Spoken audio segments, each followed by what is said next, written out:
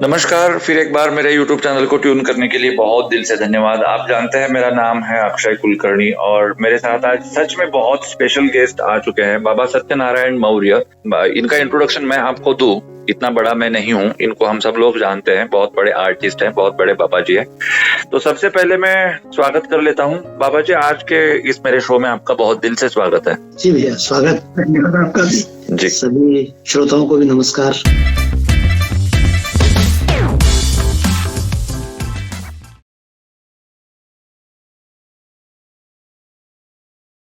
कुछ दिन पहले मैंने आपसे बात करी थी कि हमारे देश में एग्जैक्टली क्या हो रहा है, इसके बारे में हमको डिस्कस करना है पॉलिटिकल पर्सपेक्टिव में। जी, आपने कहा था 2 दिन के बाद हम रिकॉर्डिंग कर लेंगे। जी। और उन 2 दिनों में एक घटना ऐसी हो गई जिससे मैं बहुत आहत हो गया हूँ, बहुत चोट लगी है मेरे दिल को, सच कहूँ तो। जी, जो मेवात में नू में हमारी यात्रा निकलनी थी, जलाभिषेक यात्रा, ब्रजमंडल यात्रा जिसे हम कहते हैं, सबसे पहले तो उस यात्रा में बाधा आ गई, उस यात्रा को इंटरप्ट कर दिया गया। उसके बाद ये उम्मीद थी कि सिक्योरिटी प्रोवाइड कर उस यात्रा को कंप्लीट किया जाएगा। जी। लेकिन शॉकिंगली सरकार ये कहती रही कि यात्रा को परमिशन नहीं देंगे, आप यात्रा नहीं कर सकते। ये कितना बड़ा विषय है, ये हमारे आस्था में मुझे समझ में नहीं आया उस समय कि मैं सच में हिंदुस्तान में रह रहा हूँ या पाकिस्तान में रह रहा हूँ मैं। और अगर कांग्रेस शासित प्रदेश में ये होता है तो मैं समझ ही सकता हूँ, कोई दिक्कत नहीं है। लेकिन भाजपा शासित प्रदेश में, हरियाणा में है भाजपा है, सेंटर में भाजपा है, और इस तरह से मुख्यमंत्री जी ने दिल तोड़ दिया बाबा जी मेरा। उन्होंने कहा कि आप आजू बाजू के मंदिरों में जाके अभिषेक करिए। इसका क्या मतलब निकालू मैं? कल हमें कहेंगे कि आप घर में करिए, परसों हम घर में भी नहीं कर पाएंगे। बिल्कुल, क्योंकि एक बात बता दूं आपको, मूलतः बीजेपी या कांग्रेस, ये राजनीति हमारे राष्ट्र जीवन के मामले में बहुत छोटी सी चीज है ना। मतलब एक क्षणिक रूप से अपन गालियां दे सकते हैं, उसमें कोई दिक्कत नहीं है, मैंने खुद ने भी कहा था, है ना।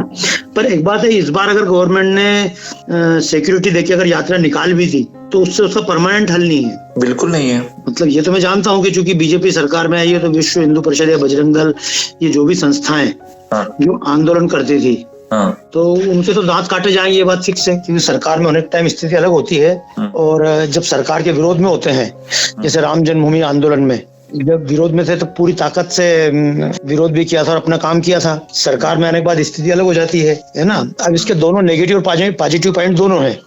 जैसे उदाहरण के लिए राम मंदिर बना तो वो सरकार की दम पे हो पाया। आज 370 धारा हटी, वो सरकार की दम पे हो पाई। आज अगर मान लो जनसंख्या नियंत्रण की बात है, वो सरकार की दम पे हो पाएगी।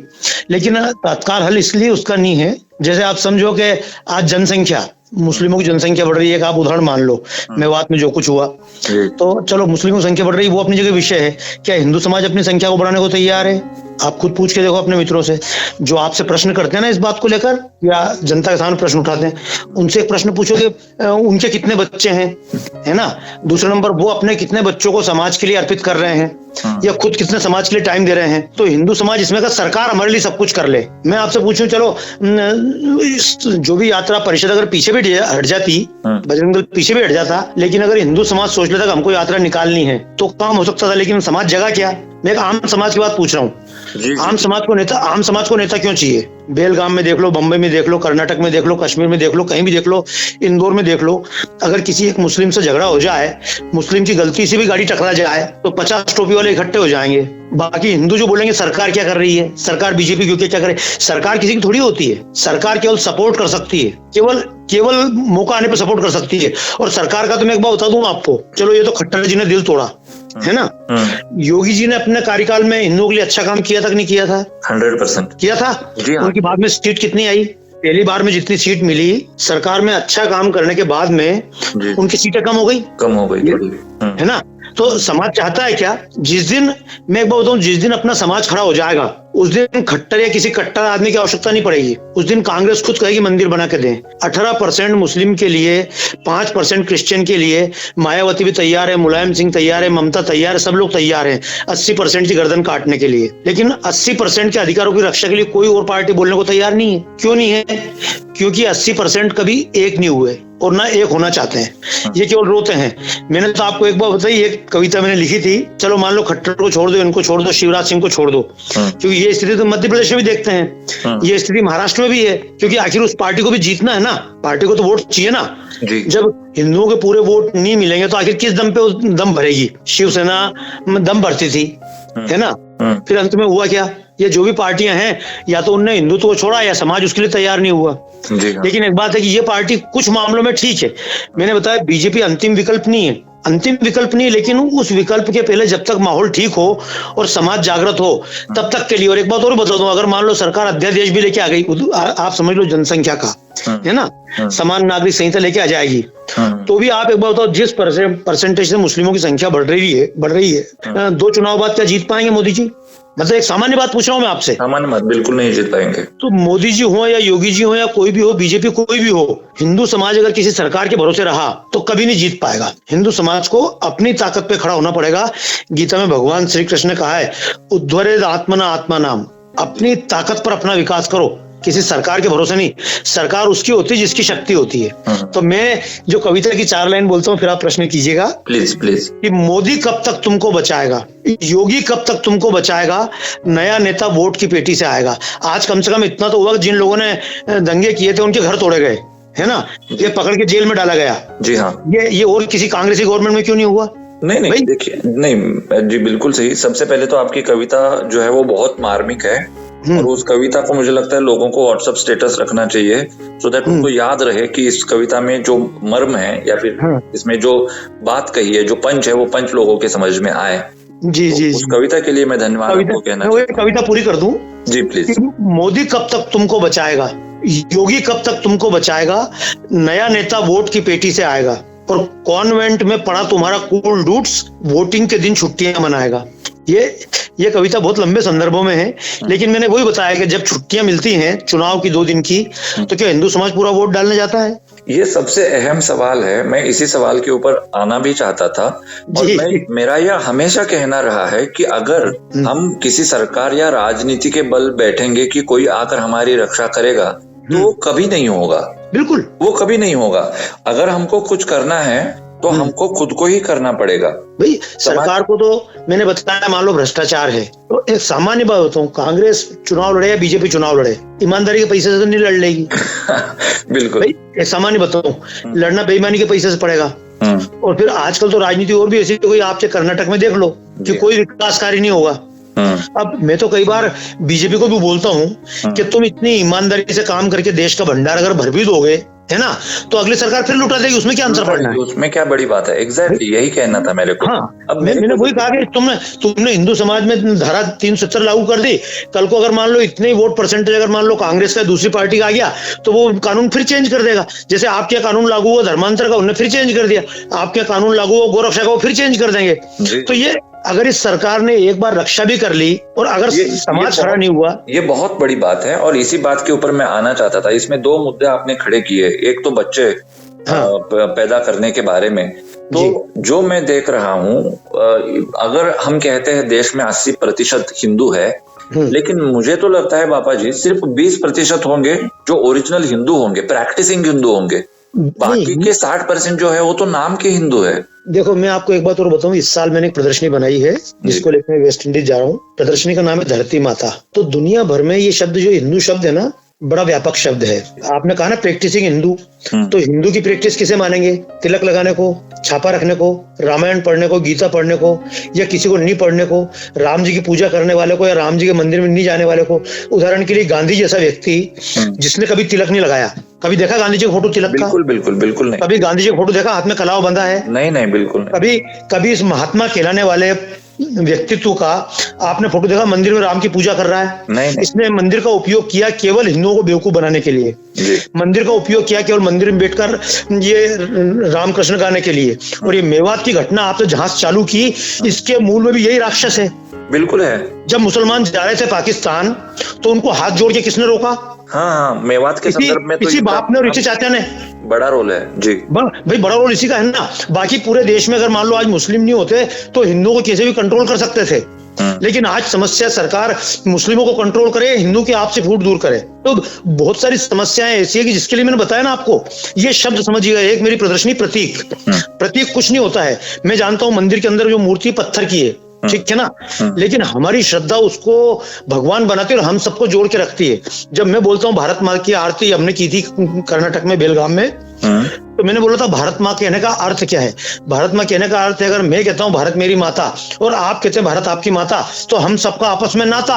अगर मैं कहता हूँ गंगा मेरी माता और गंगा आपकी माता, तो हमारा आपस में नाता है। भाई कर्नाटक में रहने के बाद, अलग भाषा होने के बाद, अलग शक्ल होने के बाद भी केरल से कश्मीर तक देश एक क्यों है? क्योंकि हम सबकी एक माता है, हम सबका आपस में कोई ना कोई नाता है। जब ये नाता ही टूट जाएगा तो क्या बचेगा? आज देश में राम को मत मानो, इसको मत मानो, उसको मत मानो, और ये कहीं ना कहीं कथाएं ये सब हमको जोड़ के रखती है। लेकिन गांधी जी ने सीधा बोला, मैंने भी यात्रा निकाली थी श्रीलंका से अयोध्या तक। और वो क्यों निकाली? कि राम वहां भी गए थे, राम वहां भी गए थे, राम वहां भी गए थे, और पूरे देश में इतना उत्साह था, बोलो राम हमारे आए थे, है ना। पर वो गांधी जी ने कह दिया मेरा राम है ही नहीं, वो जो दशरथ का बेटा मेरा राम ही नहीं है।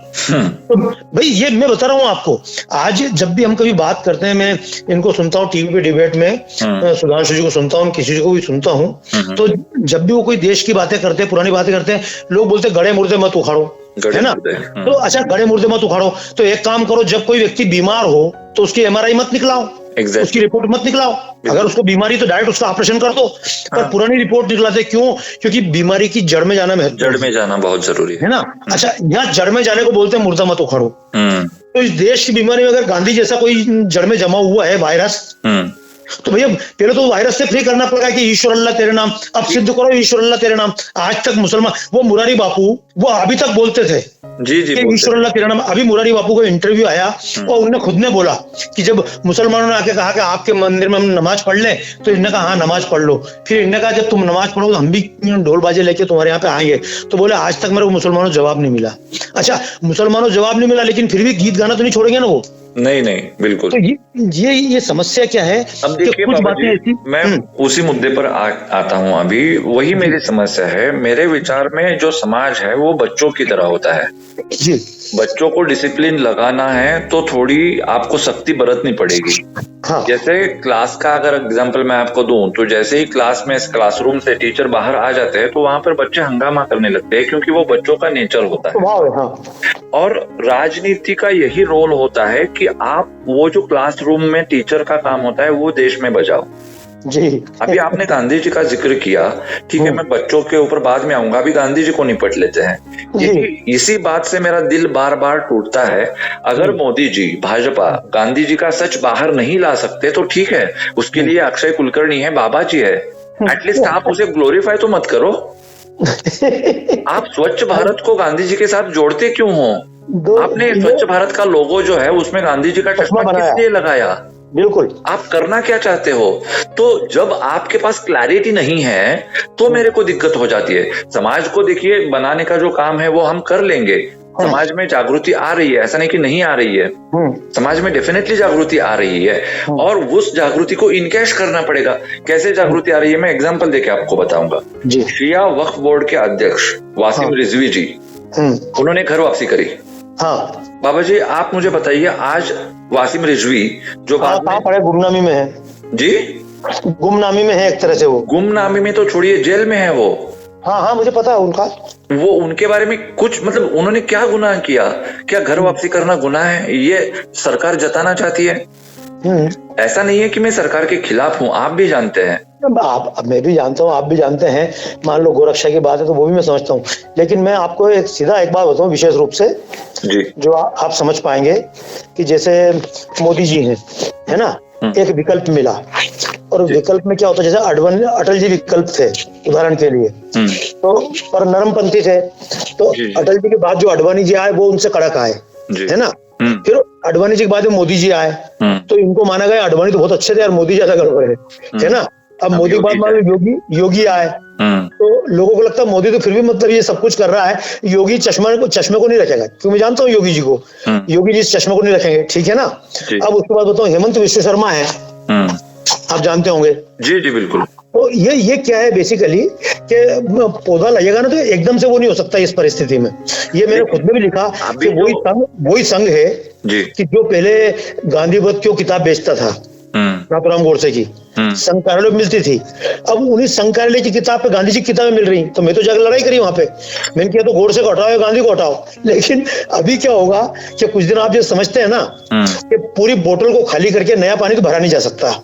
अच्छा, आप समझे बात को? हाँ, अगर मान लो बोतल में पूरा पानी गंदा था, अपन बोलेंगे पूरी बोतल का पानी खाली करो और पूरा खाली करके क्लीन कर दो और उसके बाद नया पानी भरो। एक विकल्प तो ये वास्तव में होना चाहिए, है ना। पर दूसरा विकल्प ये कि आप उसमें अच्छा पानी भरते जाओ जी, और अच्छा पानी इतना भरते जाओ, गंदा पानी अपने आप कम होता जाएगा। हालांकि ये लंबा प्रोसीजर है, लंबा प्रोसेस है जी। लेकिन इसके अलावा उपाय नहीं है। आप भारत कोई तानाशाही शासन तो है नहीं।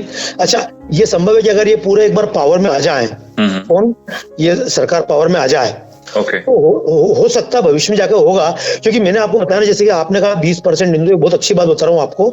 मैंने जो बात प्रारंभ की थी ये प्रदर्शनी की, है ना। अभी तो मजेदार बात यह है कि आप हिंदू किसे मानेंगे?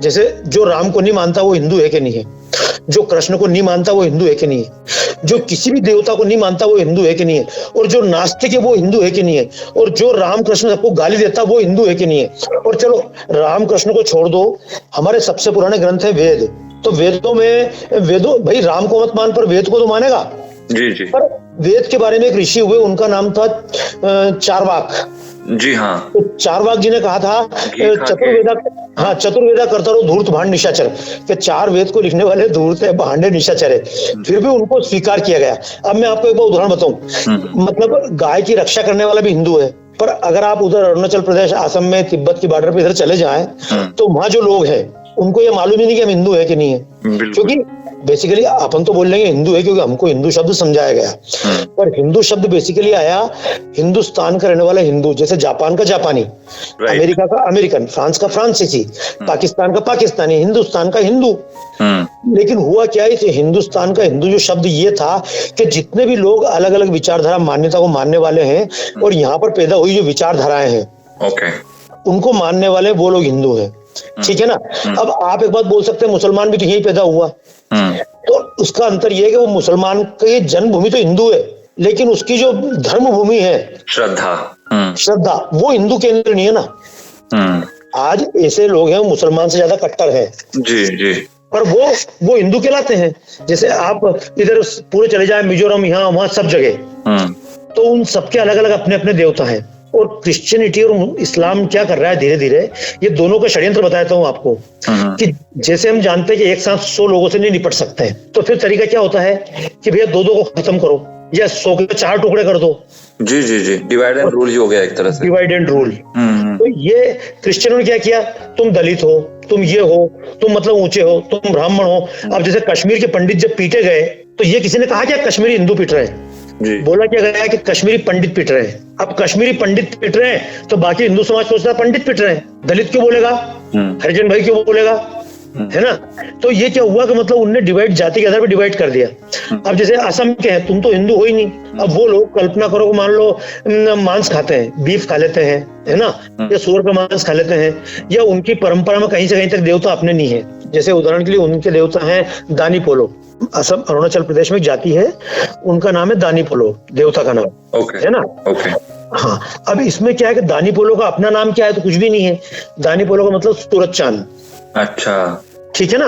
अब वो सूरज चांद कोई अपने देवता, लेकिन उनका तो नाम भी अलग है, उनकी पूजा परंपरा भी अलग है, तो वो हिंदू हुए कि नहीं हुए, तो वो हिंदू इसलिए कहलाएंगे कि कम से कम भारतीय परंपराओं को मान रहे हैं ना। जैसे अपने जितने देवी देवता हैं कि राम कृष्ण, जैसे आप समझो कि दक्षिण भारत में अलग तरह की देवताओं पूजा, दक्षिण भारत में कार्तिकेय की ज्यादा पूजा है और उत्तर भारत में गणेश की पूजा ज्यादा है, अंतर है ना। लेकिन अपने ऋषि मुनियों ने क्या किया कि गणेश जी शंकर जी के बेटे हैं, अच्छा ठीक है, फिर कार्तिकेय बोले भी शंकर जी के बेटे हैं। तो जो भले ये लाख बोलने के द्रविड़ है और फला है, लेकिन द्रविड़ के देवता और उत्तर के देवता अलग अलग होंगे क्या। जैसे आज राम और रावण लड़े, तो रावण और रावण की लड़ाई, भले ही रावण विदेशी था लेकिन वो विदेशी लड़ाई नहीं मानी जाएगी, वो उसका साम्राज्यवाद था, इसको स्वीकार कर सकते हैं। लेकिन राम के देवता भी वही थे, रावण के भी वही थे, लेकिन अब इस बात को लेकर आज का श्रीलंका लड़ेगा तो उसमें परिस्थिति अलग हो जाएगी, अलग हो क्योंकि उनके देवता और अपने देवता अलग बैठेंगे। आज का इंडोनेशिया अपने से लड़ेगा तो परिस्थिति अलग हो जाएगी। और आज के 100 साल पहले का इंडोनेशिया लड़ता तो वो परिस्थिति अलग थी, क्योंकि उनके देवता और हमारे देवता एक थे। लेकिन क्या है, सच बात क्या है भैया, एक समस्या बताऊं मैं आपको। अभी मैं गया था सियालकोट जम्मू के उधर, तो मैंने वो देखा वहां का जीरो बॉर्डर, जो पाकिस्तान की बॉर्डर थी हिंदुस्तान की। तो उनने बताया कि पूरी बाउंड्री बनाई जा रही है। तो अब इसमें समस्या कि देखो, आपके मूल प्रश्न का उत्तर है ही क्योंकि उस दृष्टि से सोचेंगे तो काम होगा। वो जो बाउंड्री थी, मैंने कहा बाउंड्री किसने बनाई, तो पाकिस्तान ने बाउंड्री बनाने में एक पैसा भी खर्च नहीं किया। भारत पाकिस्तान के बीच बाउंड्री है, ये भारत बांग्लादेश के बीच में बाउंड्री है, तो क्या बांग्लादेश बाउंड्री बना रहा है क्या? भाई कायदे से आप मकान बनाओगे, एक दीवार बनाई तो आधा पैसा आपका पड़ोसी देगा, बिल्कुल, और आधा आप दोगे। तो अगर भारत पाकिस्तान के बीच में इंटरनेशनल बाउंड्री बन रही है तो आधा पैसा पाकिस्तान को देना चाहिए ना। बिल्कुल देना चाहिए। और पाकिस्तान दे रहा है क्या? पाकिस्तान चाहता है क्या बाउंड्री बने? मतलब बांग्लादेश चाहेगा क्या बाउंड्री बने? नहीं चाहेगा ना।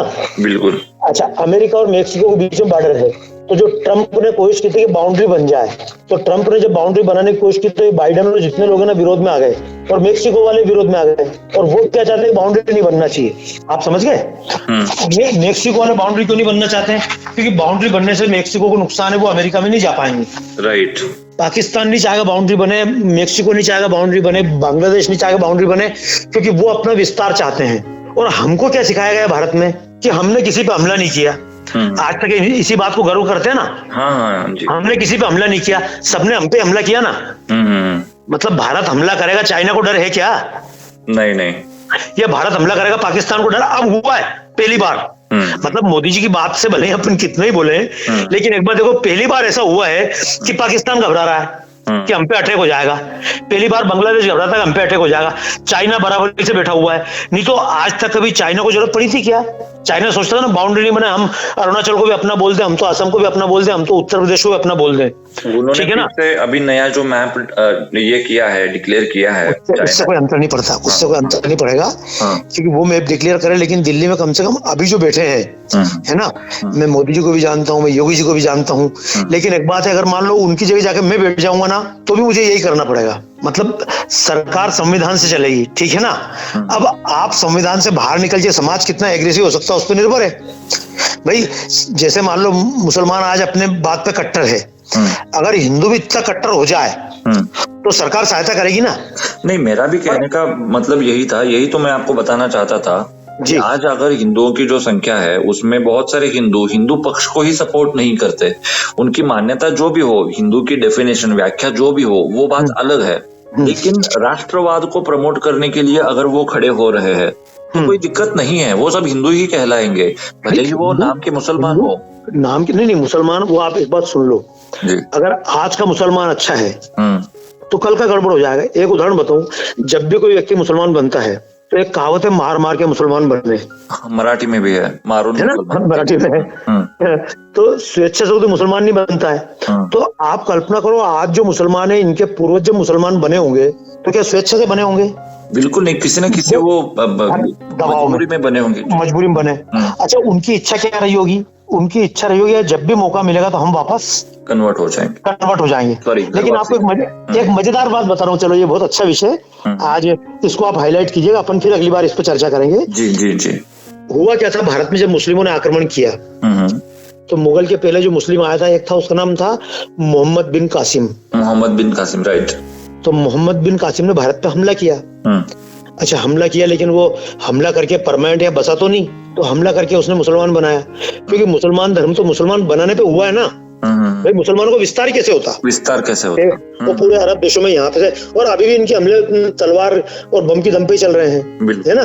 क्रिश्चियनों के इस दम पे चल रहे हैं। तो हुआ क्या, मतलब मुसलमान जब वो भारत में घुसे तो उनने यहाँ पे हमला किया, और हमला करके उनने यहाँ के कुछ लोग मुसलमान बनाए जबरदस्ती, कुछ महिलाओं से बलात्कार किया, और बलात्कार करने के बाद छोड़ के उसको वापस जाना पड़ा, क्योंकि अंदर तो घुस नहीं सकता था, बाद में ज्यादा ताकत तो थी नहीं, तो उसको वापस लौटना पड़ा। अब जब वो वापस लौटा तो यहाँ जो भारत में मतलब मुसलमान बन गए थे लोग, तो वो तो रह गए अल्पसंख्यक, मतलब आज मुसलमान अल्पसंख्यक नहीं, आज का मुसलमान, पर वो तो उस समय अल्पसंख्यक थे, अल्पसंख्यक ही थे ना, डेफिनेटली, है ना। उस समय कहीं 20 मुसलमान थे, कहीं 10 मुसलमान थे। हाँ। अब हिंदू समाज ने उस समय कर दिया तो मिलेच्छे, तुम पानी नहीं पी सकते हो, तुम रह नहीं सकते हो। अच्छा, उनकी भी इच्छा थी कि हम भी त्योहार मनाएं, उनकी इच्छा थी हम भी होली मनाएं, उनकी इच्छा थी हम भी दिवाली मनाएं, लेकिन मनाए कैसे, मुसलमान बन गए। तो उनने भारत के पंडितों से कहा, मतलब जड़ कहाँ पे समझिएगा आप। जी। उनने भारत के पंडितों से कहा कि हमको वापस हिंदू बनाओ, मतलब हिंदू बनाओ, या हिंदू शब्द अगर नहीं होगा तो सनातनी बनाओ, लेकिन हमको वापस अपने देवताओं की पूजा करने दो। तो अपने यहाँ के पंडितों ने स्मृति उठाई। स्मृति आप समझते हैं ना, मनुस्मृति, हाँ, मनुस्मृति, याज्ञवल्क्य स्मृति, पाराशर स्मृति। स्मृति होते हैं कानून, स्मृति होती है संविधान, राइट, जिसमें परिवर्तन होता है। राइट। और श्रुति होती है, उसके अंदर परिवर्तन नहीं होता है। हाँ। श्रुति और स्मृति, है ना। जी। ये एक एक सब्जेक्ट, कुलकर्णी जी, अपन जो एक एक सब्जेक्ट बात कर रहे हैं ना, ये एक एक सब्जेक्ट लंबे उसके हैं, बहुत बड़े हैं, लंबे चर्चा के। तो वेदों में परिवर्तन नहीं होता है, और स्मृति में परिवर्तन होता है, हो सकता है, कालानुरूप। जी, कालानुरूप, बिल्कुल, युग धर्म जिसको बोलते हैं। तो जैसे संविधान में संशोधन होता है, अब 370 में संशोधन किया कि नहीं किया अपन ने, जरूरी था। तो जैसे संविधान में संशोधन होता है, ऐसे स्मृति में संशोधन होता है। लेकिन उसके पहले अपना हिंदू समाज भी धीरे धीरे इतना कट्टर हो गया कि उसने मनुस्मृति उठा के देखी तो उसमें कहीं ऐसा लिखा हुआ नहीं था कि कोई मुसलमान बन जाए तो उसको हिंदू कैसे बनाए। क्योंकि जब मनुस्मृति लिखी गई तब कोई मुसलमान नाम की चीज ही नहीं थी। याज्ञवल्क्य स्मृति देखी, भरद्वाज स्मृति, पाराशर स्मृति, तो किसी भी स्मृति में लिखा हुआ नहीं था कि मुसलमान को हिंदू कैसे बनाया जाए। तो सिंध प्रांत में एक ऋषि थे, देवल। क्या नाम था? देवल, ओके, DEVAL, राइट, देवल। देवल पंडित थे, ऋषि तो मान लिया गया, अपने जो पंडित होता है ऋषि होता है। तो देवल के पास गए कि भाई, अच्छा, फिर एक महिला बोल रही मेरे साथ बलात्कार हो गया, किसी के पेट में बच्चा रह गया। अब कोई ऑपरेशन और आवारशन की सुविधा तो थी नहीं, तो उनने कहा हमारे पेट में मुसलमान का बच्चा रह गया, अब उसे फाड़ के निकाल नहीं सकते, तो भाई हम हिंदू कैसे बने, हम पूजा कैसे करें। तो वो व्यक्ति ऐसे थे, उन्होंने कहा कि इसमें दिक्कत क्या है। तो बोले स्मृति में तो लिखा हुआ ही नहीं है। तो देव बोले इसमें कौन सी बहुत बड़ी बात है, स्मृति में बना देते हैं ना। और उन्होंने स्मृति बना दी। Okay, great. उसका नाम है देवल स्मृति। वो नष्ट हो गई, लेकिन उसके 18-20 श्लोक अभी बाकी हैं। तो जैसे उन्होंने कहा, रजसा शुद्धेन नारी नदी वेगेन शुद्धता, कि जैसे नदी में अगर फ्लो बना रहेगा तो नदी शुद्ध रहेगी, बिल्कुल। अब जैसे गंगा प्रदूषित क्यों हुई? हाँ, वो जगह जगह हमने इसे बांध बना दिए और ऊपर से फ्लो नहीं बचा, तो फिर क्या होगा, नदी गंदगी वही रुक जाएगी, गंदगी हो जाएगी, है ना। और नदी अगर बहती रही तो शुद्ध हो जाएगी। तो देवल ने कहा कि महिला के अंदर अगर मान लो कोई किसी का शुक्र रह गया है, कोई कांटा रह गया, उन्होंने बताया कंटक, कि बोले कोई कांटा महिला के पेट के अंदर रह गया और कांटा निकल जाएगा तो महिला शुद्ध हो गई। ओके। अच्छा, उन्होंने कहा कि महिला जिनके साथ चलो गर्भवती नहीं हुई, उसके साथ बलात्कार हो गया, तो बोले कोई बात नहीं, उसका अगली बार जब रजोदर्शन हो जाएगा, अगला MC पीरियड आएगा, तो उसके बाद महिला फिर शुद्ध हो जाएगी। नारी अशुद्ध थोड़ी होती है। तो ये उनने स्मृति बनाई। पर कालांतर में क्या है कि आप समझ रहे हो ना, जो व्यक्ति जिससे लड़ता है धीरे धीरे दुश्मन उसके अंदर आ जाते हैं, समझ गए ना। क्योंकि अब आप तो खुद इतने राइटर हो, तो खुद आप लिखते ही हो। तो जब हम मुसलमानों से लड़े, धीरे धीरे हमारे अंदर भी कट्टरता आ गई। तो कट्टरता के कारण हमने बाहर से आने वालों के लिए दरवाजे बंद कर दिए। मुसलमानों ने अपने दरवाजे खोल रखे, लेकिन हमने अपने दरवाजे बंद कर दिए। जैसे मैं आपको बताऊं, मैं जितने कार्यक्रम में जाता हूँ और वहाँ जो नौजवान बैठते हैं उनसे पूछता हूँ कि मुसलमान तुम्हारी लड़कियों को ले जा रहे हैं, स्वीकार कर लिया, लेकिन मुसलमान जब लड़की को ले जाएगा तो पर्दे में रखेगा, बुरके में रखेगा, उसको घूमने की सुविधा नहीं है ना, अपनी नौकरी की सुविधा नहीं, उसको इतना आनंद नहीं मिलेगा। मुस्लिम लड़की तो हिंदू के साथ आएगी तो उसको आनंद मिलेगा और वो आनंद आना चाहती है। बिल्कुल। और मुझे एक बात बताओ, जैसे मुस्लिम समाज हिंदू लड़की का स्वागत कर रहा है, क्या हिंदू समाज मुस्लिम लड़की का स्वागत करने को तैयार है? तो अच्छे कट्टर लोग बोले ये नहीं होगा, पिताजी नहीं मानेंगे, माताजी नहीं मानेंगी। और वहाँ पिताजी माताजी लड़के को तैयार करते हैं कि तू जूते खा, ये कर, सब कुछ कर, तू पैसा देंगे, सब कुछ करेगा, तू गुंडागर्दी कर, लेकिन घर पे आए तो लेके आएगा तो हमको खुशी होगी। ये बहुत बड़ी नहीं, बहुत सिर्फ खुशी की बात नहीं है, 72 हुर्रे मिलेगी, जन्नत में जाएंगे। सही बात क्या है कि जो आज का मुसलमान बोल रहा है, यही उनका आज से 1400 साल पहले का ग्रंथ बोल रहा है। और हिंदुओं में क्या है, हिंदुओं में वही समस्या है कि जो आज का हिंदू बोल रहा है वही 1400 साल पहले का ग्रंथ बोल रहा है। 1400 साल पहले ग्रंथ में, या इसके पहले जब अपने ग्रंथ लिखे गए, तो दुनिया में हमारे अलावा कोई ऐसा धर्म था क्या? दिखाई तो नहीं देता, ऑन रिकॉर्ड तो नहीं, मतलब देखो धर्म थे दुनिया में करीब 20,000 धर्म थे। कितने? 20,000। हाँ, जैसे कि भारत में अब भी कम से कम आप ढूंढो तो 2-2,500 धर्म हैं। धर्म? और हाँ, धर्म की बात कर रहा हूँ मैं अच्छा। जाति की बात नहीं कर रहा हूँ। अगर आप दुनिया भर में चले जाओ तो इंडिजीनियस नाम सर्च कीजिएगा, इंडिजीनियस जी, जिनको बोला जाता था पेगन। पेगन मतलब मूर्ति पूजक, राइट, समझ गए ना? राइट तो जी। अभी जब मैंने धरती माता प्रदर्शनी बनाई, आप आश्चर्य करेंगे, जैसे हम धरती माता का स्वरूप देखते हैं ऐसे रोमन की धरती माता का चित्र भी है। ओके। ऐसे ग्रीक की धरती माता भी, उसका नाम गाया है, गैया। और गैया अपन हिंदुस्तान में बोलते हैं गाय। गाय। तो उसकी देवी का नाम है गैया, GAIA। अच्छा, रोम की है। अमेरिका में जो हिंदी धरती माता थी उसका नाम था पाचामामा, ओदुदुआ। अच्छा, तो दुनिया भर में धरती की पूजा होती थी, दुनिया भर में सूर्य की पूजा होती थी, दुनिया भर में देवता की पूजा होती थी। ये इस्लाम पैदा हुआ इसके पहले 5000 साल पहले भी जो मिस्र में फेराव थे तो वो सूर्य की पूजा करते थे ना, बिल्कुल। अच्छा, ये इनका और माया सभ्यता, ये भी सूरज और चांद की पूजा करते थे, धरती की पूजा करते थे, अलग अलग देवताओं की पूजा करते थे। यानी दुनिया भर में ऐसे छोटे छोटे धर्म थे, लेकिन किसी भी धर्म में ये मान्यता नहीं थी कि मेरा देवता अच्छा और तेरा खराब। हाँ, ये बहुत बड़ी बात है। बस अंतिम उसका वो था कि तुम अपनी जगह स्वतंत्र, मैं अपनी जगह स्वतंत्र हूँ। जैसे मैं राम को मानता हूँ मैं भी ठीक हूँ, तो कृष्ण को मानता तो भी ठीक है, उसमें दिक्कत क्या है? तो इसके कारण किसी भी धर्म की आपस में लड़ाई नहीं हुई। और भारत का आदमी ग्रीक चला गया तो उन्होंने भारत के देवता स्वीकार कर लिए, उनके देवता अपन ने स्वीकार कर लिए। तो हमने अगर मान लो कोई अमेरिका में शिवलिंग निकलता है तो ये कोई जरूरी नहीं कि हमने जाकर वो शिवलिंग बनाया है। भाई वहां पे भी उनके भी देवता थे, उनका भी सूरज था और हमारा भी सूरज था। अब मिस्र में सूरज की पूजा होती थी और भारत में सूर्य की पूजा होती थी। तो ये कोई कहना जरूरी थोड़ी कि मतलब वो यार भारत से लेके गए। सर देखिए बाबा जी, यहाँ पर एक सवाल मेरे दिमाग में आ रहा है। हम कहते हैं जम्बू द्वीपे भरत खंडे आर्यावर्ते भरत खंडे। हाँ, तो ये जो जम्बू द्वीपे की कंसेप्ट है, हाँ, वो जब मैं देखता हूँ, या फिर और एक कंसेप्ट हमारे स्क्रिप्चर्स में आती है जहाँ पर हम चक्रवर्ती कहते हैं। हाँ, मतलब धरती का सम्राट है, पृथ्वी का सम्राट है वो। हाँ, वो तो अपने जब पंडित लोग पूजा करते हैं ना, हाँ, तो पंडित जी पूजा करते थे, आखिरी में बोलते हैं स्वराज्यम भोराज्यम समुद्र पर्यंता एक राज्यम। हाँ, अब भी अपनी पूजा होती है ना, तो उसमें कामना तो ये की गई है कि राज्य एक होना चाहिए। मतलब दो बातें है ना, अगर राज्य एक है तो एक राज्य में कितने धर्म के लोग रह सकते हैं, अलग अलग मानने वाले, है ना? पर एक धर्म को मानने वालों को सब जगह राज्य ये नहीं कहा गया है। नहीं, बिल्कुल नहीं कहा है। हाँ। क्योंकि भाई राज्य बिल्कुल अलग चीज है और राष्ट्र बिल्कुल अलग चीज है। आप समझे ना, जैसे तिरंगा झंडा है तो ये राजकीय ध्वज है। ओके, तिरंगा झंडा राज की ध्वज है। संविधान में संशोधन करके तिरंगे को चौरंगा किया जा सकता है, ये भगवा बनाया जा सकता है, ठीक है ना? जैसे ही सरकार बदलेगी तो भारत का राजकीय ध्वज चेंज हो जाएगा। जैसे यूनियन जैक भारत का राजकीय ध्वज था, लेकिन यूनियन जैक भारत का राष्ट्रीय ध्वज नहीं था। राइट, राष्ट्रीय ध्वज तो जो कृष्ण के रथ पे था, जो राम के टाइम पे चलता था, भगवा ध्वज, जो आज भी साधु संत लेके चलते हैं, वही ध्वज अपना है। राज की ध्वज का तो अभी मैंने पढ़ा, पेपर मुझे मिला 1947 का। महात्मा गांधी और नेहरू जी चाहते थे कि भारत का जो तिरंगा है इसके ऊपर यूनियन जैक रहे कोने में। पढ़ा होगा ना आपने? जी, उन्होंने प्रयास किया था बाकायदा। करेक्ट। अब ये बात आज के अगर नौजवान को समझाई जाए तो बात मानेगा क्या? आमतौर पे नहीं मानेगा, लेकिन अच्छी बात ये है, चिंता मत करो, वो मानेगा। धीरे धीरे निकल के सब सामने आएंगे। अब जैसे हम पढ़ रहे थे कि एडविन माउंटबेटन और नेहरू जी के पत्र हैं, तो अब भारतीय गवर्नमेंट प्रयास कर रही है, लेकिन अब गवर्नमेंट कितनी जगह प्रयास करे यार। मैं एक बात बताऊं आपको, आज अगर गाय बच जाए और तुम्हारे राम जी खत्म हो जाए, राम जी को बचाए कि गाय को बचाए कि आदमी को बचाए कि मेवात में हिंदुओं को बचाए, किसको बचाए? बचने को खुद तो कोई भी तैयार नहीं है ना। अब भाई एक कहावत है, धर्मो रक्षति रक्षिता।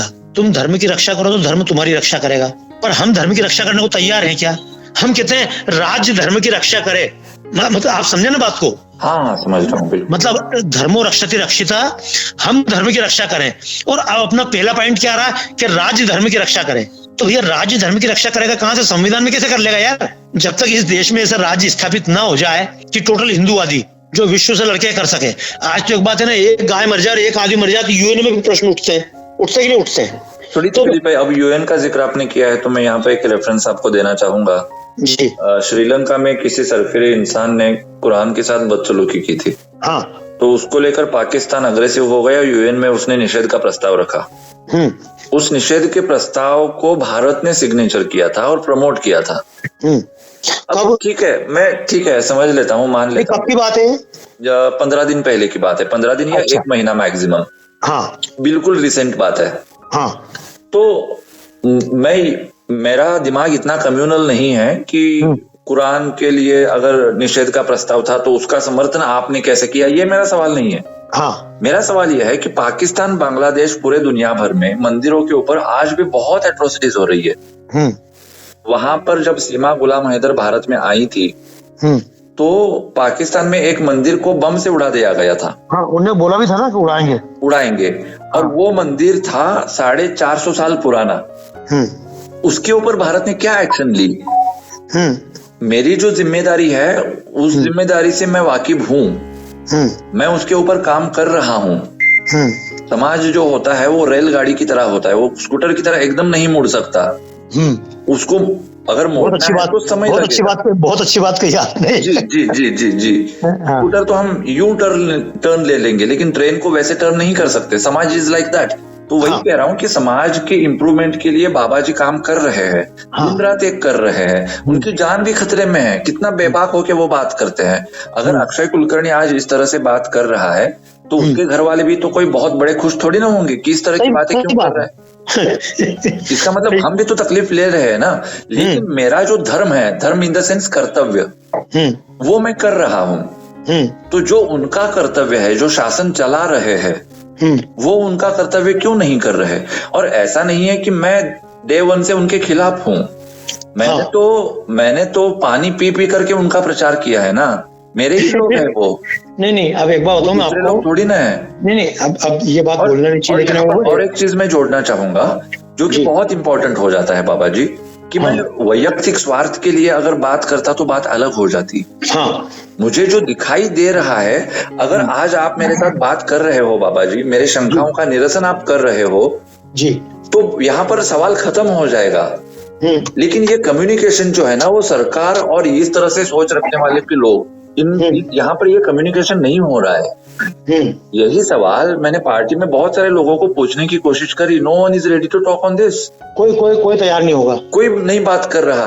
तो आप एक बात सुन लो, एक छोटी सी बात बताऊं मैं आपको जी।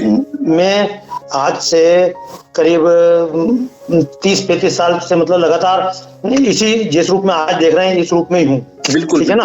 बिल्कुल। राम जन्मभूमि आंदोलन में पूरा जिस समय कुछ नहीं था, खतरे थे, तब भी काम किया, उसके बाद भी काम किया, गोरक्षा के लिए हैदराबाद में आके काम किया, इधर किया, ठीक है ना। और आज भी कर रहा हूँ, ठीक है ना। मुझे एक बात बताओ, मुझे बीजेपी का क्या सपोर्ट है? मुझे इस बात का गुस्सा है ना, लेकिन भाई एक सेकंड, ये बहुत बड़ा मुद्दा आपने उठाया, मुझे इसी पर बात करनी है। मेरा यह था कि जिस दिन भाजपा की सरकार आएगी, जब आप 2013-14 की बात होगी, जब बाबा रामदेव जी के साथ आपने एक कार्यक्रम किया था। हाँ जी, आस्था पर। वो 2013-14 की बात है बाबा जी? 2 बार की, एक तो मतलब 16 में किया था। हाँ, और उससे पहले 2009 में किया था। 2009 में, मैं 2009 की बात कर रहा हूँ। हाँ, तो 2009 में मैंने ये सपना देखा था कि आज नहीं तो कल हमारी सरकार आएगी, जो इस तरह से जो लड़ रहे हैं आज जान हथेली में रहकर, इनको प्रोटेक्शन मिलेगा। लेकिन वो नहीं मिला। और प्रोटेक्शन नहीं मिला तो ठीक है, राज्याश्रय जिसे हम कहते हैं, राज्याश्रय का मतलब क्या होता है? राज्याश्रय में वो अभी उसको डिफाइन नहीं करूंगा, लेकिन राज्याश्रय नहीं मिला तो ठीक है, एटलीस्ट आप तकलीफ तो मत दीजिए। कल जब बाबा जी के ऊपर कोई तकलीफ आएगी तो क्या सरकार आएगी बचाने के लिए? क्योंकि सरकार का धर्म है बाबा जी बचाना, सरकार को आना चाहिए। लेकिन गोरक्षा की बात करी ना बाबा जी, अब भी केस लग जाते हैं। नहीं बाबा जी, यहाँ पर आपने गोरक्षा की बात करी ना। हाँ, आपने वो बयान देखा मोदी जी का, गोरक्षक गुंडा है वाला? मुझे मालूम है। और मुझे आप बताइए, मुझे आप एक बात बताइए बाबा जी, मेवात का एग्जांपल मैं आपको देता हूँ। मेवात में वो मोनू मानेसर है। वो मोनू मानेसर कौन है मैं नहीं जानता, लेकिन मैं ये जानता हूँ कि वो मजबूरी में पैदा हुआ है। हाँ, अगर उसके सामने गाय को काटा जा रहा है तो वो क्या करेगा? पागल कुत्ते के सामने बैठकर मैं उसको फिलोसफी नहीं बता सकता। कुत्ते महाराज इस तरह से लोगों को काटा नहीं करते। ऐसा अगर वो मैं उसे बताऊंगा तो वो मुझे ही काट के जाएगा ना बाबा जी। क्योंकि आपकी पीड़ा मेरी पीड़ा है, और जिसकी भी आप बोल रहे हैं जी, इनकी पीड़ा में आप एक बात याद रखो जी, जैसे मतलब युद्ध हुआ था ना राम जी का रावण का। हाँ, तो राम जी के रावण के युद्ध में चलो राम जी राजा बन गए, है ना। सुग्रीव को राज्य मिल गया, विभीषण को राज्य मिल गया जी, है ना जी। और जो बाकी लोग थे सामान्य, उनको क्या मिला?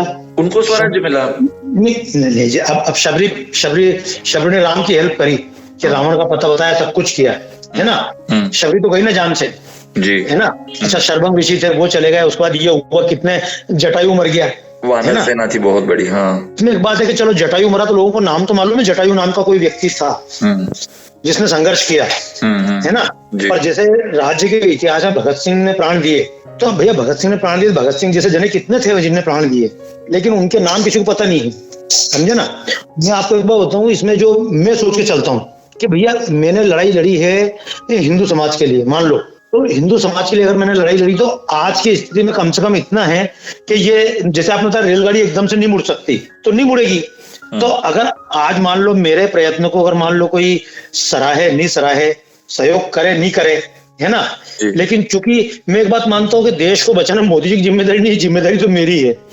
और मैं एक बात मानता हूँ कि हेल्प कर रहे हैं उतना ही बहुत है, लड़ना तो इनसे भी है, क्योंकि मैंने तो बहुत पहले लिखा है इस चीज को, मैंने लिखा है इस चीज को, खाली मुंह से बोल नहीं रहा हूँ। मैंने एक बात बोली कि आज जैसे हम कांग्रेस से लड़ाई लड़ रहे हैं, आज के बाद में हमको बीजेपी से भी लड़ाई लड़नी पड़ेगी, वो लड़नी पड़ेगी ना समाज के बाद में, क्योंकि या जग को जन्मा जाही प्रभुता पाई ताई बंधाई। समाज में अगर मान लो इनने देश को अच्छा बना दिया तो क्या हमेशा अच्छा बना रहेगा? एक बार बताओ आप मेरे को। नहीं, इट इज अ प्रोसेस। अगर आज नहाते हैं तो कल भी नहाना पड़ेगा। हाँ भाई, कल भी नहाना पड़ेगा, जैसे अपने अवतार होते हैं, तो भाई एक बार अवतार हो गया तो देश बिल्कुल, धर्म बिल्कुल महान हो गया क्या? नहीं, वो तो अच्छा होगा तो कल फिर गंदगी लोटे को रोज मांजना पड़ेगा। धर्म संस्थापन आता है संभवामि युगे युगे, संभवामि युगे युगे।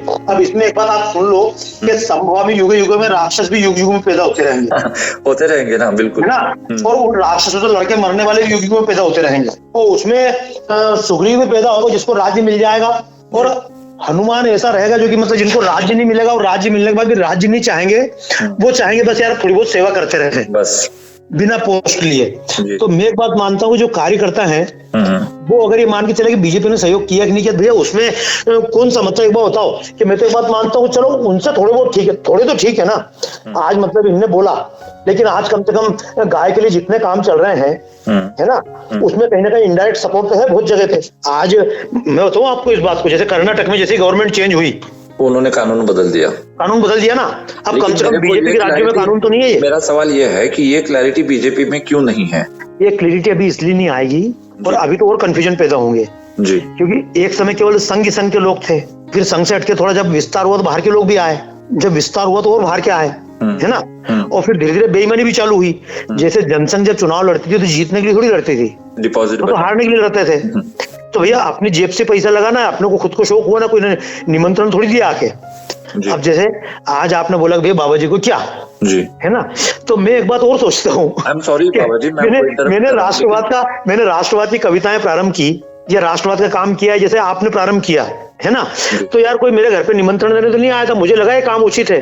नहीं, वो बात अलग है बाबा जी, वो आपका सोचना है, वो आपका बढ़तपन है, और इस तरह से आप इसलिए सोच रहे हैं क्योंकि आप धर्म के रास्ते पर जो धर्म का ज्ञान होता है वो आपको हो चुका है, इसलिए आपका जो फील्ड ऑफ बैटल है या फिर आप जिस ग्राउंड के ऊपर सोच रहे हैं, दुनिया उस ग्राउंड के ऊपर नहीं खेल रही है।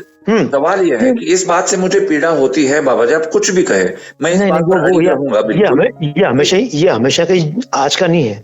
एक बार बता दूं आपको, मेरे को एक एग्जांपल यहाँ पे देना ही है बाबा जी, आई एम सॉरी, मैं खुद को रोक नहीं पा रहा। कोई दिक्कत नहीं जी। एग्जांपल यह है कि बीदर में, बीदर या हासन मुझे याद नहीं आ रहा, कर्नाटका में बीदर शायद, वहां पे एक मुस्लिम कारीगर है जो मेटल पॉट्स के ऊपर कुछ कारागिरी करता है। अच्छा, कांग्रेस की गवर्नमेंट जब थी तो उसने बहुत कोशिश करी थी कि उसको अवार्ड मिलना चाहिए, पद्मा अवार्ड। हाँ, फिर बीजेपी ने दिया अवार्ड, समझ गया। हाँ, बिल्कुल। नहीं, उसने जो किस्सा बताया ना वो सोचने लायक किस्सा है बाबा जी। बताइए, दिक्कत ये है, वो कह रहा है कि हमारी सरकार थी, मैंने कोशिश करी, मैंने 50-60 हजार खर्च किए, मुझे कोई जवाब ही नहीं मिला, उसका जवाब ही नहीं मिला। लेकिन एक दिन अचानक से मुझे फोन आ गया, मुझे बताया गया कि आपको ये अवार्ड डिक्लेयर हुआ है, तो मैं सरप्राइज्ड था कि ये लोग मुझे क्यों अवार्ड देंगे। मतलब उसने अप्लाई भी नहीं किया है अवार्ड के लिए, और उसके पुराने रिकॉर्ड्स देख के, उसका जस्ट नाम, उसका रिलीजन देख के अगर आप अवार्ड दे रहे हो तो सच में जो धर्म के लिए काम कर रहा है, देश के लिए काम कर रहा है, उसको आप क्यों नहीं देख रहे हो? ये जो आप तुष्टीकरण कर रहे हो, कांग्रेस को हमने यही गाली दी थी ना नहीं, ये तो तुष्टीकरण की शुरुआत हो गई यहाँ पर। उसमें एक बात है, इसको बोलते हैं भली मनसात। आप समझते हो ना, एक शब्द है गाँव में भली मनसात, और ये भली मनसात आदमी को लेके बैठती है। जैसे उदाहरण आपने कहा ना, लेके बैठती है। ये मुझे पता, मैंने कहा नहीं अंतिम हाल थोड़ी है जी। बीजेपी राष्ट्र की समस्याओं का आखिरी समाधान थोड़ी है, नहीं हो सकती। लेकिन अभी बीजेपी का जो कर्तव्य है वो ठीक से निभाए, ये हमारी उम्मीद है। अगर वो नहीं निभा रहे तो हम क्वेश्चन मार्क लगाएंगे। नहीं, वो मैं खाली एक बार बताऊं कि क्वेश्चन मार्क क्या लगाए, वो तो मैंने बताया ना, आज ना कल इनका खुद हमको भी विरोध करना पड़ेगा अपने को। भाई मैंने बताया ना, आज नहीं तो कल विरोध करना पड़ेगा, और लड़ाई कोई इनके दम पे थोड़ी लड़ी जाएगी। लड़ाई कोई बीजेपी के दम पे लड़ लेंगे क्या? अगर मान लो योगी जी आ गए तो वो भी संविधान से चलेंगे ना। लेकिन बात यह है कि इनकी इंटरवेंशन की वजह से, इंटरवेंशन को क्या कहेंगे, आई एम सॉरी, कितने अंग्रेजी शब्द आ रहे हैं, मुझे बहुत आज शर्मिंदा महसूस हो रहा है। अरे काय को शर्मिंदा, मैं एक बार बताऊं ना आपको, उसमें मत समझो आप, मैं तो बताऊं पूरा देश अंग्रेजी बोलने लग जाए है ना, और हमारे वेद और हमारी प्रार्थनाएं बच जाएं, और हमारे जो मन की भावना बच जाए, ठीक है ना। तो टेक्निकल रूप से तो संस्कृत अपनी जगह है, लेकिन मैं बताऊं, हम बोलते हैं अंतरिक्ष शांति, ओम दियो शांति, आपा शांति बोलते हैं ना जी। अंग्रेजी में बोला जाएगा भैया कि सेव एनवायरमेंट, सेव वाटर, ठीक है ना। हमारे बोलने में देवत्व रहेगा, वहां केवल भौतिकता रहेगी, भौतिकता है ना। लेकिन अगर गंगा को शुद्ध करने, मान लो अंग्रेजी वाले भी शुद्ध करने बोलने वाले, तो भी अपना कोई दिक्कत नहीं, काम तो करे क्या। मेरा ये कहना था कि जो एक्ट्स हो रहे हैं, जो एक्शंस हो रही है, उसकी वजह से हम जितना पीछे आ रहे हैं ना, इस पीछे आने की मुझे तकलीफ हो रही है। अब ये सारा का सारा जो मेरा स्टडी रहा है, ये मेरे लिए भी पर्सनली बहुत तकलीफदायी है बाबा जी। ऐसा नहीं है कि मुझे आनंद मिल रहा है ये कहने में, ये करने में। एक दिन के अंदर पार्टी नहीं बना सकते ना। जी जी जी। मतलब आज अगर लड़ाई हो रही है तो आज ही आप बच्चा पैदा करके उसको लड़ने लायक थोड़ी बना दोगे यार। नहीं, उसके लिए तो आपको इतने इंतजार करना ही पड़ेगा। जी बिल्कुल। उसके बावजूद बच्चा आपका कहना मानता कि नहीं मानता, बाप का कोई गारंटी नहीं है। गारंटी नहीं है। उस पॉइंट पर मैं आने वाला था, जो आपने बच्चा पैदा करने वाले का उसके बारे में आपने कहा था ना, भले ही हम 4 बच्चे पैदा करेंगे, 8 बच्चे पैदा करेंगे, लेकिन वो पैदा होने के बाद अगर आज जैसे वो अपने रूट्स को छोड़ चुके हैं, अपने मूल को छोड़ चुके हैं, वैसे छोड़ देंगे तो हम अगर बच्चे पैदा करेंगे तो वो दूसरे लोगों को ही लाभ होगा ना उसका। जैसे आज हिंदू इतने बच्चे हैं, तो सबको हिंदू थोड़ी बोला जा सकता, जैसा आपने बोला। ये सारा है कि इसमें साधु संत भी काम करें, इसमें जो माँ बाप है वो भी काम करें। मैंने बताया, पैसा देकर कार लाने की शिक्षा प्राप्त की जा सकती, संस्कार लाने की शिक्षा प्राप्त नहीं की जा सकती। आजकल कोई माँ बाप, एक बार बताऊं, घर में अगर पूजा है रामनवमी की और बच्चे का टेस्ट है, तो माँ बाप क्या प्रेफर करेंगे? बच्चा एग्जाम के लिए जाए। वो होना क्या चाहिए कि साला एग्जाम हो ना हो, पहले तो मतलब एक बड़ी मजेदार बात बता रहा हूँ। मेरे एक मित्र हैं यहाँ पे, कुछ मित्र हैं जिनने अपने बच्चों को स्कूल ही नहीं भेजा। अच्छा, स्कूल ही नहीं भेजा? स्कूल भेजा ही नहीं है। वो डायरेक्ट 12वीं क्लास की परीक्षा देंगे और वो पास हो जाएंगे। अच्छा, इसमें मजेदार बात यह है कि 12वीं क्लास तक अगर आपने बच्चे को स्कूल भेज भी दिया, तो जो बच्चा पढ़ेगा वो आपके क्या काम आएगा भविष्य में? वो अपने माँ बाप को वृद्धाश्रम में रखेगा ना। नहीं, वो तो उसके अलावा एक चीज और बताऊं मैं आपको, एक अलग एंगल से बता रहा हूँ। अलग एंगल ये कि जैसे आपने जब पढ़ाई करी तो आपने पढ़ा होगा मतलब त्रिज्या, त्रिकोण का मान निकालना, पाई का मान निकालना पढ़ा होगा ना।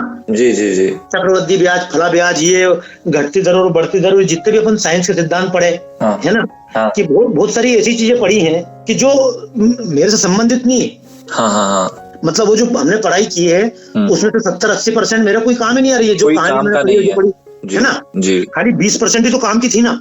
और आप बच्चे को अगर मान लो गणित घर पे बचपन में सिखा दो, है ना, तो बच्चा गणित नहीं सीखेगा क्या? 100 तक की गिनती सिखानी है जी। पहली क्लास में बच्चे को 100 तक की गिनती सिखानी है। कितना सीखता बच्चा पहली क्लास में? आप एक बार बताओ मुझे। बच्चा पहली क्लास में 100 तक की गिनती सीखेगा, ए से लेकर जेड तक सीखेगा जी। इतना सीखेगा ना जी जी। तो ये काम घर की माँ नहीं कर सकती है क्या? बिल्कुल कर सकती है। लेकिन वो माँ करना नहीं चाहिए, दादा दादी नहीं कर सकते हैं क्या? जो वृद्ध आश्रम में बैठे हैं, मैं तो इन वृद्धों को भी बोलता हूँ, जो वृद्ध लोग, उनको भी एक बात बोलता हूँ कि भैया तुम अगर वृद्ध हो, तुमने अगर जो पढ़ाई करी है, तुम अगर उसकी फ्री कोचिंग क्लास चलाओ, तो सारा तुम्हारे पीछे 50 बच्चे तुम्हारे शहर के हो जाएं। ये बहुत बड़ी बात है। बड़ी बात बता रहा हूँ मैं आपको। बुड्ढे को, जो आज बुड्ढा हो गया है, प्रोफेसर है, उसका उसके बच्चे भी नहीं पूछ रहे हैं। जब बच्चे भी नहीं पूछ रहे तो कम से कम मतलब भैया समाज तो तेरे को पूछेगा। ये बहुत बड़ी बात है, ये रेवोल्यूशनिंग बात आपने कही। आप क्यों दूसरों को सहारे की उम्मीद करते हो? आप अगर इतना उम्र है तो यही आपकी एसेट है, यही आपकी संपत्ति है, ये आपका जो तजुर्बा है घर में तुम्हारा बच्चा है, तो एक बार बताऊं, बच्चे को माँ बाप तो नहीं पाल सकते, दादा दादी पालेंगे। अब दादा अगर अपना मोबाइल लेके बैठ गए तो फिर लड़के के लिए तो वो काल भाई हो गए ना भाई, आप समझो ना बात को। और सबसे बड़ी दिक्कत है मोह, आप समझ रहे हो ना, कि आज वो बोलते मेरे को मतलब खाने को नहीं मिल रहा, मेरे को पीने को नहीं मिल रहा, फला नहीं मिल रहा है ना, तो भी सब पैसा किसको देके जाएगा? जिस बच्चे ने घर से निकाला उसी को, यही है ना। राइट। समाज को दे रहा है क्या पूरा पैसा? नहीं देगा। तो नहीं देगा तो अपना मोह है तो भुगत जूते खाओ। तो ये मैंने बताया कि इसमें जिम्मेदारी खाली कुछ लोगों की नहीं मानी जा सकती, इसमें जिम्मेदारी सामूहिक है क्या। और जिम्मेदारी में अपने को एक बात और मान के चलना चाहिए, भैया ये इनका काम नहीं है यार। जैसे मैं बीच में मेरे को मन में ऐसे विचार आते थे, लेकिन बाद में मन में जो मेरे को विचार आया कि भैया यार ये देश को बचाना अगर मान लो ये नहीं कर रहे हैं, जिम्मेदारी ये बीजेपी नहीं निभा रही है ना, तो क्या ये काम मोदी जी का था या मेरा था? अच्छा। तो मैंने ऐसा माना काम मेरा था। आज मुझे मोदी जी से हथियार मिला, जब तक मोदी से अच्छा दूसरा नहीं मिल जाएगा तब तक इसी से काम चलाऊंगा, इसी से काम चलाऊंगा मैं। बाकी और सबसे तो ठीक है ना। इसमें एक बात मैं आपको अभी मतलब बात में कहना चाहता हूँ कि एक शब्द आता है विरक्ति। वो विरक्ति भाव जिसमें होता है वो तो समाज से परे होता है। वो विरक्ति भाव आप में है बाबा जी, लेकिन मैं जिस एंगल से बात कर रहा हूँ मेरे एंगल में भौतिकता ज्यादा है जी, टेक्निकलिटी ज्यादा है, राजनीति ज्यादा है। ये तो होना चाहिए ना। आप एक बात सोच लो, हमारे यहाँ भारत में 4 आश्रम थे, ब्रह्मचर्य, गृहस्थ, वानप्रस्थाश्रम, संन्यासाश्रम। अब वर्तमान में क्या ब्रह्मचर्य आश्रम तो है, किसी भी रूप में, चलो स्कूल के रूप में बिगड़ गया लेकिन स्कूल के रूप में है, नाम के वास्ते रहे भाई नहीं मैंने बताया आश्रम मतलब वो बच्चा 25 साल तक अपना पढ़ाई करेगा जी, इसको मान लो ब्रह्मचर्य आश्रम है। मान लो संस्कृत की जगह अंग्रेजी पढ़ ली तो भी ब्रह्मचर्य आश्रम ही है जी, विद्या अध्ययन का। अब 25 से लेके 50 साल तक है उसका गृहस्थ आश्रम, तो वो इसलिए कि तू कमल है। 50 से लेके 75 तक का जो काल है वो इसलिए कि तू समाज की सेवा कर ले, जो समाज से पाया उसको वापस कर दे। और उसके बाद का जो 75 के बाद का काल है वो काल है विरक्ति का कि भैया तेरे को समाज से कोई मतलब नहीं, अब मोक्ष के लिए प्रयास करना है। अगर कोई गृहस्थ की चोटी काट दे तो उसके लिए तो गर्दन कट जाएगी बिल्कुल। लेकिन जब व्यक्ति संन्यास लेता तो खुद उसकी चोटी काटी जाती है, संन्यास में उसकी जनेऊ काटी जाती है। बिल्कुल। क्यों काटी जाती है? कि अब तो समाज का अंग नहीं है, मुक्त हो गए तुम जी, तुम भैया मुक्त हो गए। तब मैंने मान लिया कि यार पहले आदमी की उम्र 100 साल थी तो 25-25 का चक्कर था जी। अब आदमी की उम्र आप मान लो 60 साल है तो 15-15 साल का मामला हो गया। तो कम से कम 50 के बाद में जितने मेरी उम्र के लोग आपके इस कार्यक्रम को सुन रहे हैं, चैनल को सुन रहे हैं, तो मैं सबसे एक बात कहूंगा कि दूसरों को गाली मत दो। तुम एक बात बताओ, जिन वशिष्ठ जी ने राम जी को पढ़ाया, क्या दशरथ जी ने फीस दी थी? भाई फीस तो नहीं दी थी ना, पहले बच्चा पढ़ने के लिए गया और चलो दशरथ जी ने फीस दी तो वो निषाद राज का बच्चा वहीं पढ़ा था, उसने कौन सी फीस दी थी जी? कृष्ण जब पढ़े तो सुदामा पढ़े, तो कृष्ण के पिताजी ने तो मान लो फीस दी थी कृष्ण की, गुरु दक्षिणा दी होगी। सुदामा के पिताजी ने क्या दिया होगा? लेकिन फिर भी गुरु ने पढ़ाया कि नहीं पढ़ाया? और क्यों पढ़ाया? उसी स्कूल में पढ़ाया। उनके लिए कोई एसी कमरे की और सिंपल व्यवस्था नहीं रखी, 2 अलग-अलग क्लास रूम नहीं रखे, है ना। और एक क्लास इसलिए रखा एक रूम कि वो किसी पे आश्रित नहीं थे। स्कूल जो है भैया हम खुद चलाएंगे, समाज चलाएगा, है ना। तो आज स्कूल समाज चला रहा है क्या? समाज कहाँ से चलाएगा? जिस वर्ग का एक कर्तव्य है कि वो स्कूल चलाए, है ना, वो तो घर बैठ के बच्चे पालने में, नोट छापने में लगा हुआ है। जो टीचर हैं, जो फला है या जो आज के हैं उद्योगपति, उनका काम तक भैया चलो, पर उसके बाद भी समाज उनकी चिंता कर रहा है जी। जब तुम्हें पेंशन मिल रही है कि पेंशन लेके अपना घर बैठो, तो पेंशन तुम्हारी इसलिए थोड़ी थी कि नाती पोतों को तुम मतलब ले जाके मतलब साइकिल दिलाते रहो। पेंशन इसलिए मिली तुम और अपनी पत्नी खर्चा निकाल के जंगल चले जाओ और पूरा समाज तुम्हारा नाती पोता हो, तुम सबकी चिंता करो। पर वो सबकी चिंता कौन करे? व्यक्ति उससे बाहर नहीं निकल पा रहा ना, क्योंकि अपनी रचना भंग हुई। संन्यास भी अभी है, संन्यास भी कुछ मात्रा में है ना, पर वानप्रस्थ तो बिल्कुल ही खत्म हो गया, वानप्रस्थ खत्म हो चुका है।